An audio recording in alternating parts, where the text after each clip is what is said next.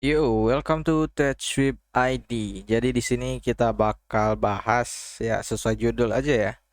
Analisa dan prediksi harga RTX 3050 ya. Karena di sini di waktu record sekarang itu kalau nggak salah ya gua ini tanggal 23, tanggal 24 lah antara itu ya. Jadi sebentar lagi bakal rilis dan sebenarnya buat data buat dianalisa itu sebenarnya udah banyak ya. Walaupun ada beberapa yang fakta kayak ini ya, ini apa hasil benchmark di 3D Mark sama beberapa leak gitu kan. Jadi semua data-data tersebut bakal kita kumpulkan dan kita analisa buat memprediksi harga dari si RTX 3050 ini. Nah, jadi di sini kita bisa lihat ini leaknya dari Video Cards. Kalian bisa lihat nanti saya sertakan artikel sumbernya. Ini untuk estimasi game performance. Ini estimasi game performance-nya itu di 2K Ultra Battlefield 5 game yang dimainin itu dia bisa lebih di 60 plus FPS. Jadi kalau kalian yang masih main di Full HD dan rata-rata kalian pasti main di Full HD, kalau kalian ngincer ini Vega, ini bakal future proof ya kalau saya bilang. Jadi ini masih bisa dibawa ke game kekinian mungkin untuk beberapa tahun ke depan. Seenggaknya 2 tahun 3 tahun ke depan, apalagi kalau kalian main di Full HD doang ya, gak ada rencana buat upgrade. Misalkan kalian pemain ini ya, pemain game-game kompetitif kayak Valo atau game FPS lain atau CSGO dan lain-lain lah pokoknya. Jadi kalian pasti bakal tetap stay di Full HD tapi tetap butuh performa yang tinggi, dan ini bisa jadi salah satu solusi di harga yang masih dibilang masuk akal sih gak juga. Tapi kalau untuk melihat keadaan pasar saat ini masih oke lah kalau saya bilang ya. Jadi untuk performa ini kalau saya terawang ya, dari skornya ini dia bisa dibilang dekat ke 1660 Ti series ya. Jadi performa di 1660 Ti tapi ibaratnya dia ini 1660 Ti yang dikasih fitur ray tracing dan DLSS. Jadi kalau kalian merasa harganya ini bakal worth dengan tambahan fitur tersebut, kalau kalian punya 1660 Ti, silahkan di-upgrade. Atau mumpung di sini belum dirilis ya, jual aja 1660 Ti, lalu beli 3050. Hitung-hitung refresh ya. Dapat model yang lebih baru, teknologi yang lebih baru, dan garansi yang baru tentunya. Jadi untuk performa, iya, dari segi performa gak ada lawan sih sebenarnya ini. Untuk rilisan di Januari ini ya, karena lawannya 6500 XT itu melawak. eh Melawak dan nggak waras masang harga sellernya kemarin ya. Tapi berita baiknya untuk sampai saat ini saya lihat ada di titik 3,5 paling rendah ya. Entah itu di bundle atau gimana, itu mereknya Power Color yang package-nya nggak niat itu kalau saya bilang ya. Kayak ini loh, package-nya itu kayak orang jualan spare part laptop, part-part laptop itu, kotak kardus biasa gitu. Ditambah label Power Color. Belum lagi garansinya yang 6 bulan, tapi harganya di sini dia di 3,5 juta. Cukup murah kalau saya bilang, dekat-dekat MSRP, mengingat kalau kita di 14.000, MSRP-nya di $200 kali 2, itu seenggaknya di 2,8 kan MSRP-nya dari AMD, dan kita tahu gak ada referensinya. Jadi untuk dia di harga 3,5 dari AIB masih masuk akal juga ya, walau tahulah sendiri ya garansinya itu. Kalau boxnya jelek, kurang dekorasi sih gak apa-apa sih. Tapi garansi yang masalahnya. Karena garansi itu mirip ekspektasi kualitas jalannya si part komputer. Ya bakal tahan berapa lama gitu kan. Kalau di cover garansi kan enak. Tahu kita, oh setengahnya saya bisa pakai barang ini sekian tahun gitu. Kalau kayak Power Color dia ngasih 6 bulan, ini nggak tahu ya, belum saya pastikan. Ini hanya rumor yang saya dengar. Color itu ngasih 6 bulan untuk RX 6500 XT, yang artinya itu barang cuma tahan 6 bulan kan berartinya. Iya kan? Atau entahlah ya, kita nggak tahu juga. Tapi Ya, dibilang ke MSRP 15.000 aja dibulatkan ya. Itu masih worth juga ngambil yang power color. Apalagi kalau kalian yang nggak demanding tinggi ya, asal bisa ngegame full HD cukup sebenarnya. 6500 XT di harga yang power color itu udah menarik, kecuali dia udah nyentuh di 4,5 kayak model-model ASRock atau Asus ya. Karena di 4,5 itu secara pribadi sekali lagi saya lebih milih konsol.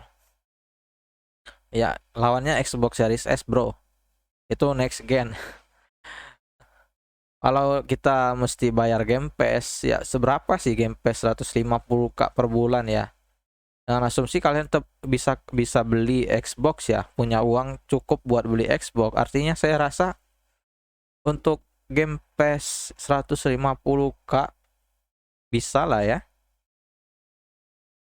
Oke, kita lanjut lagi. Sekarang ke supply-nya. Di sini ada leak, beberapa leak buat supply RTX 3050. Dari gambar kalian sudah tahu ya, ini gambar mining menggunakan RTX 3050. Jadi untuk supply berdasarkan forum Cina, itu supply-nya banyak untuk seri RTX 3050. Kemudian ini karena nggak ada detail lebih lanjut, saya nggak tahu dia di berapa nanometer proses ya. Tapi untuk supply yang jelas dia banyak, katanya cukup lah. Kemudian buat saingan kalian miner dan scalper ya, yang bikin demand naik, ini sebenarnya agak perlu terlalu khawatir. Karena di sini bisa kita lihat untuk hash rate-nya, ya ini ada di sekitar 12 sampai 13 MHz. Ini sebagai acuan kalian, 12 dan 13 MHz itu secara pribadi saya bilang kecil ya. Apalagi dengan kalau saya ya sebagai miner baru yang mau terjun ke mining, saya nggak bakal ambil ini VGA karena ROI-nya, kalau kita ngejar ROI, return of investment atau balik modal, kita beli VGA ini yang kita tahu harganya bakal tinggi ya, 2 kali MSRP ya, di $500 mungkin kan. Jadi ya ini nggak bakal cocok, nggak cost efektif. Jadi seharusnya sebagai buyer kalian pembeli biasa ya. Jadi nggak perlu khawatir untuk saingan dengan miner ya. Nah, kita tahu sendiri kalau miner itu salah satu faktor yang bikin scalper nge-scalp VGA, ngeborong VGA. Jadi karena miner gak ada, otomatis scalper juga berkurang. Jadi demand-nya seharusnya normal ya, mendekati normal atau wajar.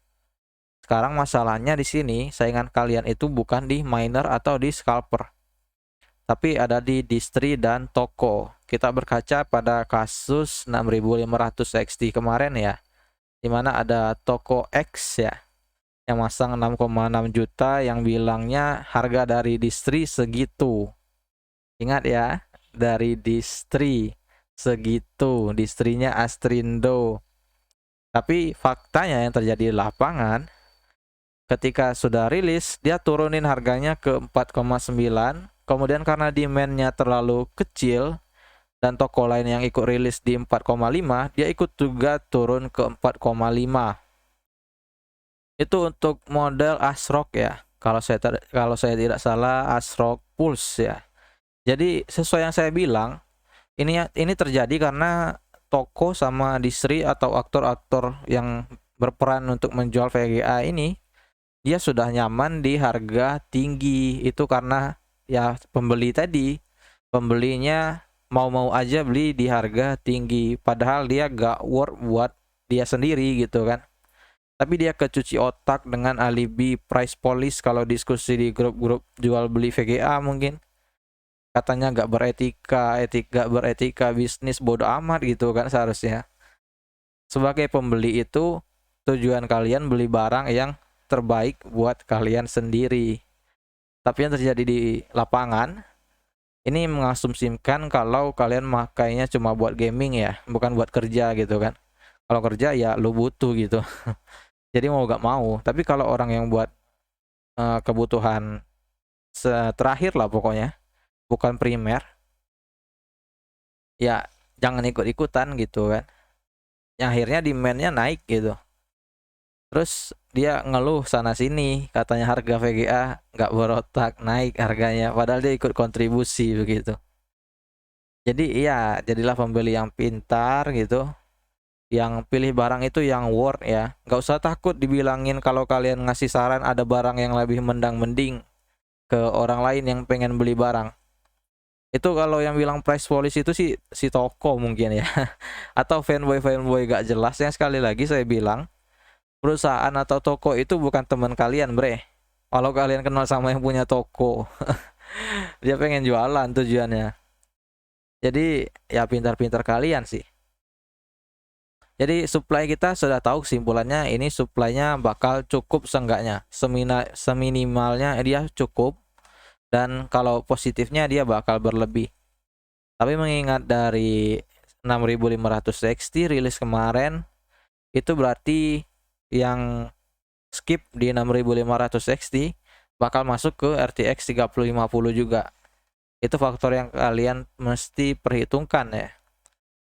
Tapi berita baiknya ketika kalian gak dapat 3050, 6500 XT bisa jadi opsi kalau dia dekat di MSRP. Kalau kebutuhan kalian cuma buat main game tentunya. Atau bisa ambil konsol second, PS4 second mungkin. Yang baru boleh juga, atau Xbox Series S. Tapi kalau VGA 6500 XT sih kalau saya pribadi masih skip juga ya di harga MSRP ya. Karena hitungannya di sini kalau saya ngambil konsol atau ini PC, saya itu nilainya kalau konsol saya mau play more tujuannya. Lebih banyak main. Karena jangan salah, konsol-konsol next gen kekinian juga bisa buat nonton streaming, buka musik gitu kan. Kemudian kalau di PC saya maunya itu do more. Jadi bisa melakukan fleksibel lah ya, bisa kemana-mana. Jadi ya itu aja sih rumusnya kalau saya pribadi.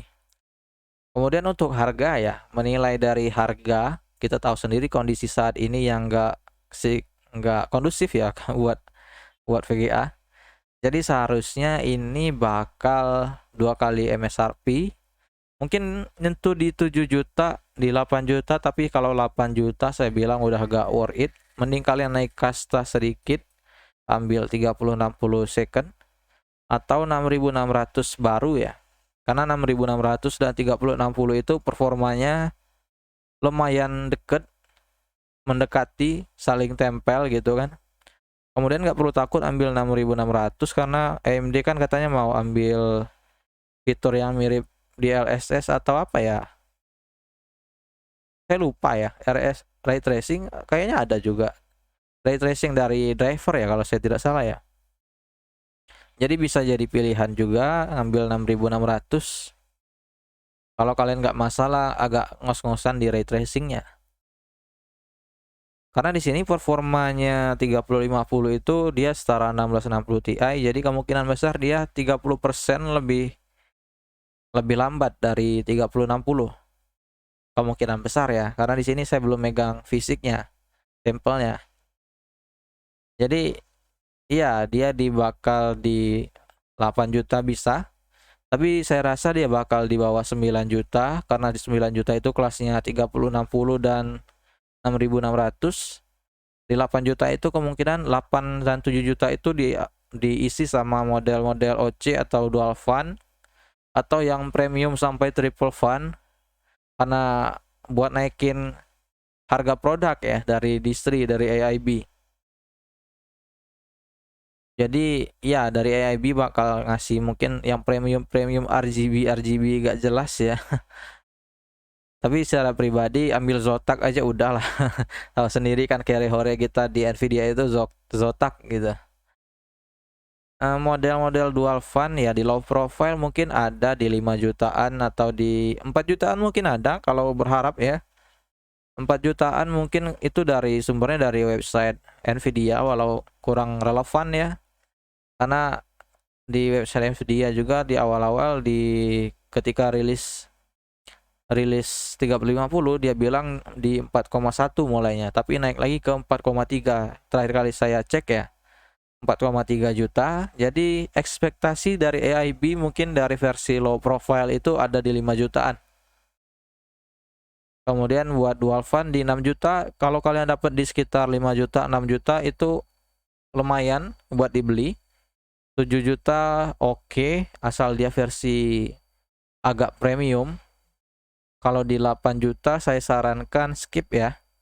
Mending ambil satu kasta di atasnya, karena asumsi saya ketika kalian sudah bisa nyentuh 8 juta, 9 juta buat beli VGA, itu tandanya kalian cukup mampu buat ngambil atau nabung sedikit buat ngambil satu kasta di atasnya.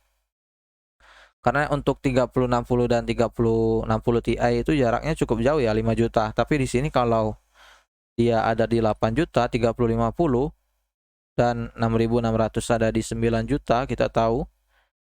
Jadi itu worth buat di-upgrade sekedar 1 juta doang gitu kan. Kecuali kalian memang pengen 3050 ngotot 3050 ya silahkan gitu. Saya cuma ngasih saran aja di sini ya. Jadi ya itu simpulannya ya.